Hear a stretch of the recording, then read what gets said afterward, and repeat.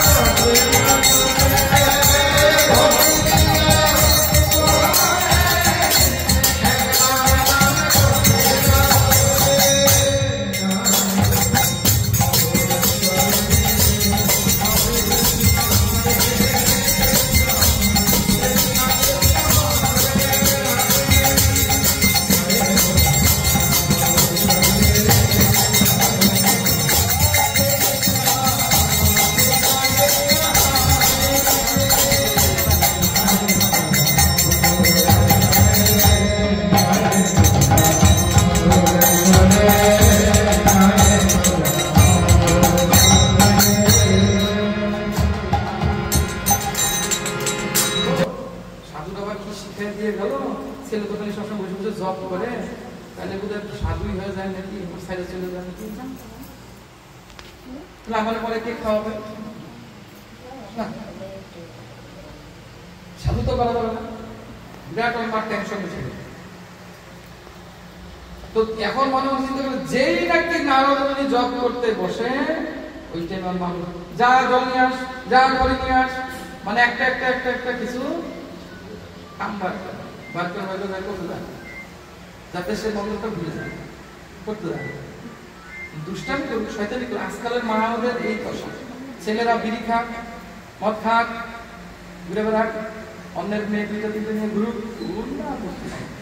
কিন্তু যদি জপমালা দেখে হাতের মধ্যে আমি একজনকে জপ পালাচ্ছিলাম পরদিন আসছে তবু আমার মা বলছে এটা আমাকে বংশে কেউ করে নাই তারও তাদের দিন আসছে বুঝতে পারলেন আমার বংশে কেউ করে নাই জপ পালাচ্ছে এই জন্য এত মধু আছে আমি জানতাম না বাবা এখন আমি ছাড়তে চাই মনে হয় আমার জীবন যায় জীবন চলে যায় কিন্তু ওই যে দেখবেন ওই যে ঘোর মদাল যারা হয় কিডনি ড্যাম হয়ে গেছে লিভার খারাপ হয়ে গেছে ডাক্তারে বলতেছে তুমি আর খাইও না বলে মহিলা যাবো একটা খায়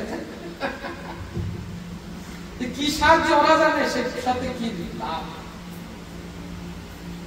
হরিদাস নামে মনে যে বলে যে আগে বহুত কাল আগের কথা আজ থেকে প্রায় ধরেন মোটামুটি 12 স্বাধীন হওয়ার আগের কথা তো বৃন্দাবনে তখন জঙ্গল জঙ্গল ছিল বেশি ইয়ে ছিল আর বৃন্দাবনে ওই বাবাজিরা গিয়ে থাকতো তো ভজন সাধন করতো আর এদের কিছু থাকতো না একটা টোপলা থাকতো বেশি জিনিস থাকতো না বহন করবে লুটা বাটি রুটি একটা জল একটা থালা থাকতো আর লুটা থাকতো লুটা দিয়ে সান্দাসও করতো